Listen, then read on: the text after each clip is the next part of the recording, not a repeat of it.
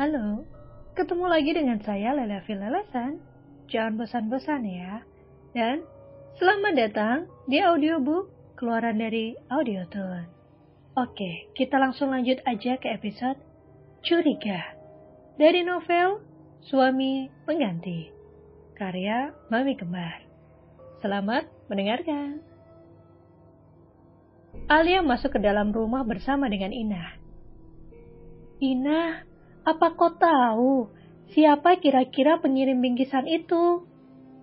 Tanya Alia. Ina menggeleng. Maaf Nona, tapi saya tidak tahu. Jawab Ina. Tak lama telepon rumah berdering. Ina dan Alia sama terkejutnya. Nampak wajah Ina yang was-was. Wajahnya berubah tegang setelah mendengar suara di seberang. Baik Tuan, tunggu sebentar. Ucap Ina berjalan ke arah Alia. Nona, Tuan Radit. Ucap Ina dan menyerahkan telepon ke tangan Alia. Sayang, kamu baik-baik saja kan? Terdengar suara Radit cemas. Radit langsung menelepon Alia begitu mendapat laporan dari Jojo. Aku tidak apa-apa, aku belum sempat melihatnya. Ina yang membuka kotaknya. Jelas Alia. Baiklah, hati-hati. Jangan keluar rumah dan jangan menerima apapun. Ucap Radit. Aku mengerti. I miss you. Ucap Alia. Miss you too. Assalamualaikum. Radit menutup panggilannya. Ina, aku mau ke atas dulu. Kau silakan istirahat ya. Ucap Alia. Alia berjalan menuju kamarnya bersama Haikal. Alia akan menidurkan bayinya. Sementara di tempat lain, seseorang tersenyum senang. Rencananya mulai berjalan. Ini baru permulaan. Tunggu kejutan-kejutan selanjutnya. Ucapnya pelan. Semua berjalan sesuai rencana. Aku ingin dia merasakan ketakutan dan tidak nyaman. Aku ingin dia merasakan apa yang telah aku rasakan. Ucapnya masih dengan senyum kecut. Kau boleh pergi. Aku akan meneleponmu lagi jika aku butuh bantuanmu. Untuk sementara, kita diam saja. Biarkan mereka kelabakan. Ucapnya memerintah. Baik, bos. Ucap anak buahnya dan berlalu pergi. Di kantornya, Radit sedang berpikir siapa yang kira-kira mencoba bermain-main dengannya. Aku merasa tidak memiliki musuh. Atau jangan-jangan orang tua Ardian. Bisa jadi, karena dia dendam, Ardian masuk penjara karena diriku. Namun bagaimana dia bisa di sini? Bukankah dia ada di luar negeri setelah dia bangkrut? Artinya, Radit mengambil ponsel dan menelepon Tommy. Hai bro, bagaimana kabarmu? Tanya Radit basa-basi. Aku baik. Ada apa kau meneleponku? Tanya Tommy to the point. Tommy yakin pasti ada sesuatu yang akan dibahas oleh Radit. Dan dia tahu itu penting. Karena Radit bukan orang yang suka berbasa-basi. Apa kau ada waktu? Kita bertemu di Cafe X. 1 jam lagi. Ucap Radit. Baik, aku akan datang. Jawab Tommy singkat dan mematikan ponselnya. Apa yang membuat Radit mencariku? Aku yakin ini masalah serius. Batinnya. Tommy bergegas keluar kantor. Di depan pintu, diliriknya meja Rania. Meja itu kosong, karena Tommy sudah memberhentikannya menjadi asisten pribadinya. Dan dia ingin Rania fokus mengurus rencana pertunangan mereka. Rania dan Tommy akan bertunangan minggu depan, dengan acara yang meriah dan mewah, karena keduanya adalah anak tunggal. Tommy tersenyum sendiri dan melanjutkan langkahnya keluar kantor, menuju Cafe X menemui Radit. Tommy tiba 1 jam kemudian. Suasana jalanan yang macet membuatnya sedikit lebih lambat. Saat jam makan siang seperti ini, memang membuat jalanan macet total. Untung saja jarak kantor dan kafe yang dituju tidak terlalu jauh. Tommy masuk ke dalam, dan ternyata Radit sudah menunggunya di sana. Hai bos, sudah lama menunggu? Tanyanya. Belum, aku juga baru sampai. Jawab Radit. Tommy tersenyum dan mengambil tempat duduk di depan Radit. dan memesan minuman untuknya.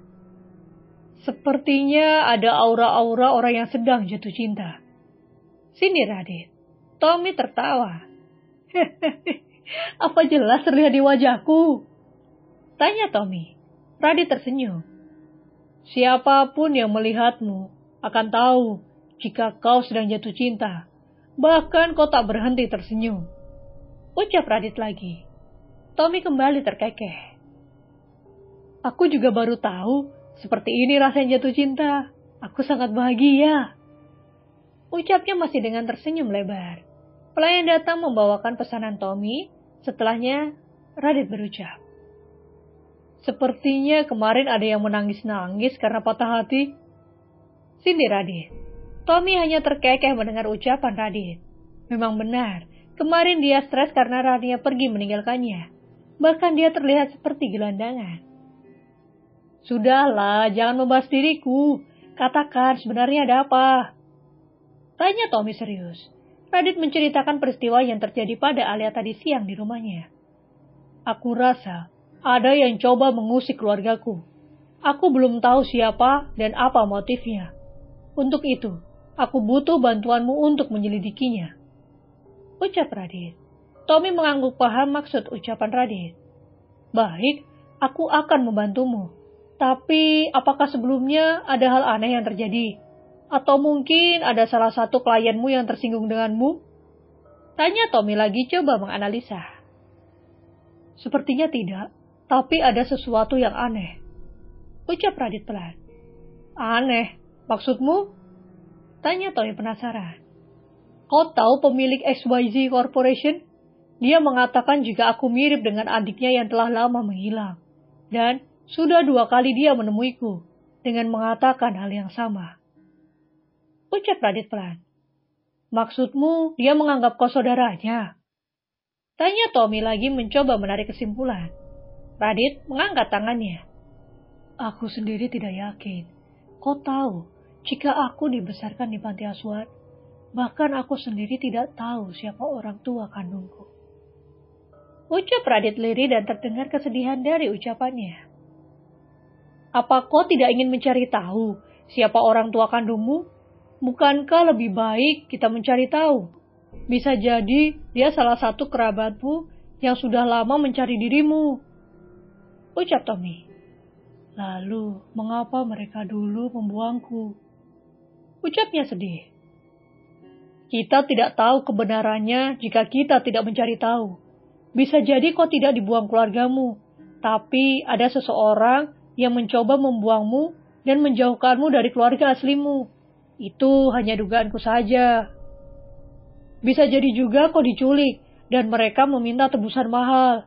Tapi sebelum diberikan, mereka tertangkap lalu kau ditinggalkan di panti asuhan. Banyak kemungkinannya. Saranku, tidak ada salahnya kau cari tahu siapa orang tua kandungmu. Ucap Tommy lagi. Tapi aku takut. Ucap Radit. Aku takut jika apa yang aku pikirkan semuanya benar. Bagaimana jika yang menterormu adalah musuh lama keluargamu, dan mereka menemukan jika kau masih hidup. Lalu mereka kembali ingin menyingkirkanmu. Kau harus melindungi istri dan anakmu. Ucap Tommy. Apa maksudmu? Tanya Radit emosi. Itu hanya satu dari ribuan kemungkinan yang ada. Apa kau akan membiarkan mereka terus berusaha mencelakaimu? Mungkin juga dulu mereka yang mencelakai keluargamu, hingga kau terpisah dari orang tuamu. Ucap Tommy. Mengapa kau berpikir sejauh itu? Tanya Radit. Mengingat ucapanmu tadi, jika kau tidak memiliki musuh, lalu siapa yang mencoba mencelakaimu? Pikirkan ucapanku. Tidak ada salahnya mencari tahu siapa dirimu sebenarnya. Mungkin saja kau anak seorang pengusaha kaya raya, atau mungkin juga kau anak seorang jenderal besar, atau kau anak dari pemilik XYZ Corporation. Ucap Tommy sambil tertawa, mencoba mencairkan suasana. Tawa Tommy menular, dan Radit ikut tersenyum. Baiklah, aku ikut saranmu. Aku akan mencari tahu siapa orang tua kandungku. Ucapnya mantap. Itu baru Radit sahabatku. ucap Tommy sambil bertos dengan Radit. Mereka minum dan makan setelah itu, kembali ke kantor masing-masing. Nah, udah selesai nih untuk episode ini. Jangan lupa kasih like dan komentar pada novel audiobook dan juga novel autor ya. Terima kasih dan sampai jumpa. Kalau kamu mau dengar audiobook lebih banyak dan gratis, segera download Audiotune.